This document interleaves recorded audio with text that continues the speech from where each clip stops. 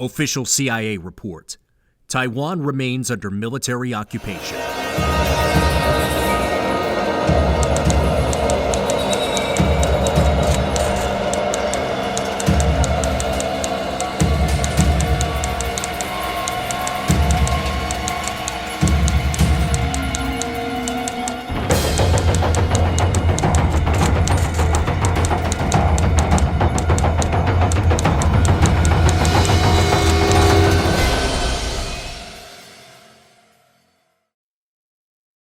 We have produced a short film clip which reviews the history of Taiwan and offers a new perspective for discussing the Republic of China's qualifying criteria for statehood under international law. Many people are confused about this topic, and many websites of the leading think tanks in the United States and other countries also contain much incorrect or misleading information. Let's look at our next film clip.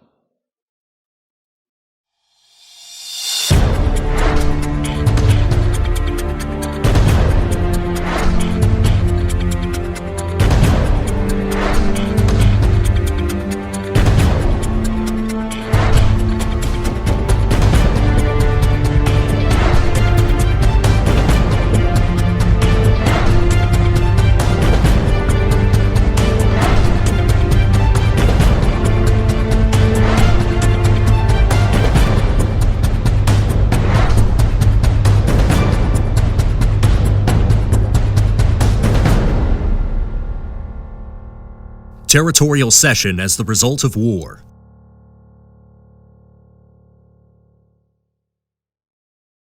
Let's look again at our table, which we discussed in part 1 of this news report. We want to pay special attention to the positioning of Cuba.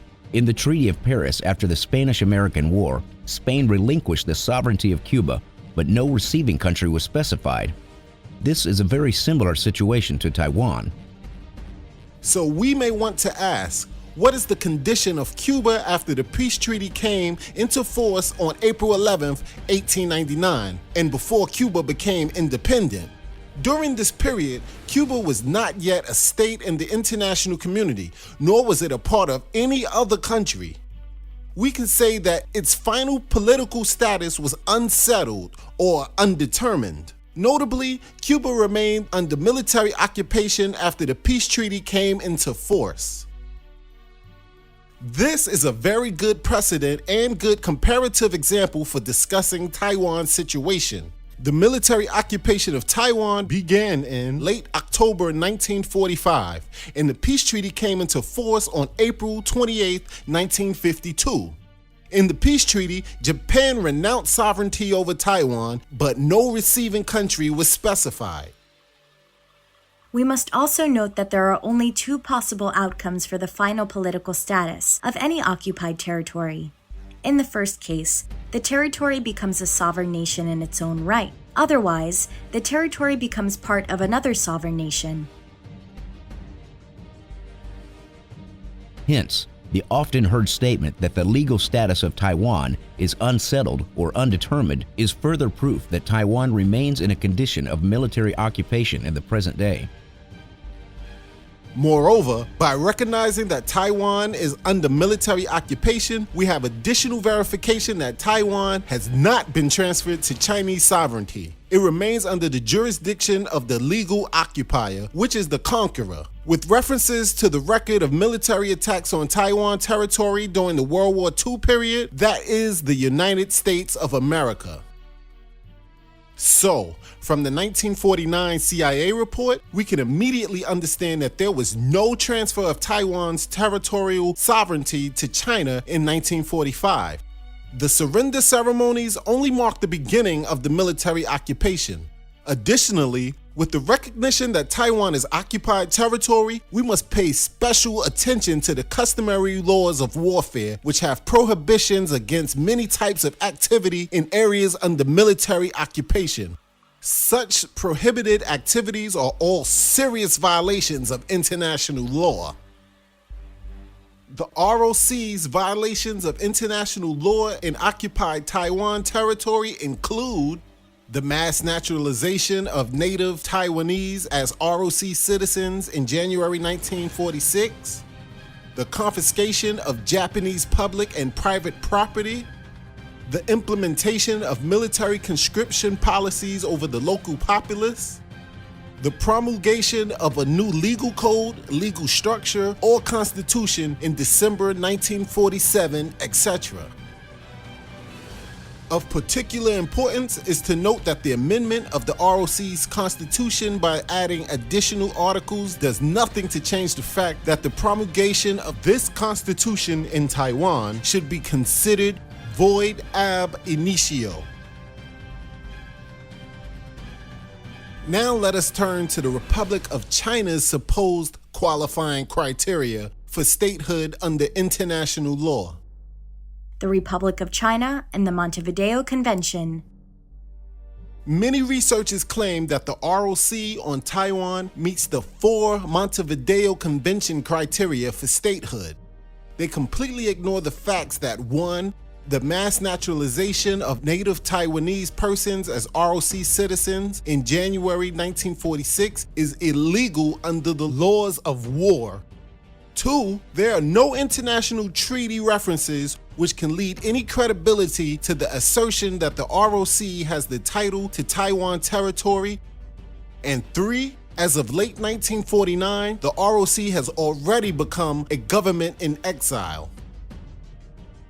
Significantly, there is no doctrine under international law whereby certain actions taken by a government in exile can cause it to become the internationally recognized legal government of its current locality. By definition, a government in exile is spoken of in terms of its native country. Hence, it must return to its native country to regain power there in order to obtain legitimacy as the legal government of that geographic area. In other words, in order for the ROC to obtain legitimacy in the international community, it would have to return to Nanjing, China, and resume governance there. In Taiwan, the ROC has been exercising control for over 70 years. However, it cannot invoke the international law doctrine of prescription in an attempt to claim the ownership of Taiwan territory. This is because international law states that military occupation does not transfer sovereignty.